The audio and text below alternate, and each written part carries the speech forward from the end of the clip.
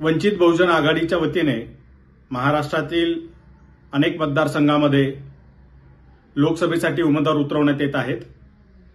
मात्र आमचं असं लक्षात आलं की काही ठिकाणी आमच्या उमेदवारांना सत्ताधारी पक्षाकडून धमकावण्याचा प्रयत्न होतोय। जळगाव येथे पक्षाच्या वतीने प्रफुल्ल लोढा यांना उमेदवारी देण्यात आलेली होती, मात्र सत्ताधारी पक्षाच्या नेत्यांना ते रुचलेले दिसत नाही।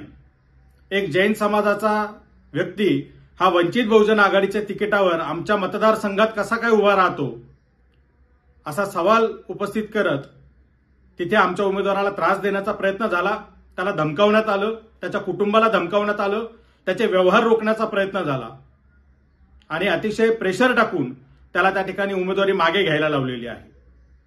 उमेदवारांनी पक्षाशी संपर्क साधला आणि सगळा जो काही घटनाक्रम आहे तो सांगितला। काही गोष्टी या आमच्या हातातल्या होत्या, त्या आम्ही रोखू शकत होतो, मात्र काही गोष्टी या आमच्याही हाताबाहेरच्या असल्यामुळे त्या कुटुंबाला नाहक त्रास नको हा विचार करून त्यांनी उमेदवारी मागे घेण्याचा जो निर्णय घेतला त्याला पक्षाने संमती दिली आणि त्या ठिकाणी दुसरा उमेदवार आम्ही उतरवलेला आहे। तसंच सोलापूरमध्ये सुद्धा आमच्या उमेदवाराने पक्षाशी संपर्क न साधता थेट उमेदवारी अर्ज मागे घेतला। तिथली माहिती काढल्यावर आम्हाला लक्षात आलं की तिथे सुद्धा सत्ताधारी पक्षाने आमच्या उमेदवाराला धमकावलेलं आहे आणि त्या प्रेशरला, त्या धमकावण्याला बळी पडून उमेदवाराने अर्ज मागे घेतलेला आहे।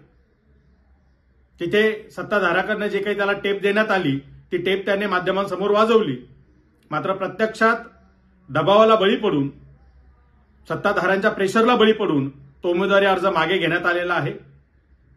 अशा पद्धतीनं आमच्या उमेदवाराला धमकावून अर्ज मागे घ्यायला लावून या पद्धतीचं गलिच्छ राजकारण जर इथला सत्ताधारी पक्ष करत असेल तर त्याचा आम्ही तीव्र निषेध व्यक्त करतो आणि त्यांना सांगू इच्छितो की वंचित बहुजन आघाडी हा लढाऊ बाण्याचा पक्ष आहे, हा प्रामाणिकपणे जनतेचा प्रश्न घेऊन लढणारा पक्ष आहे।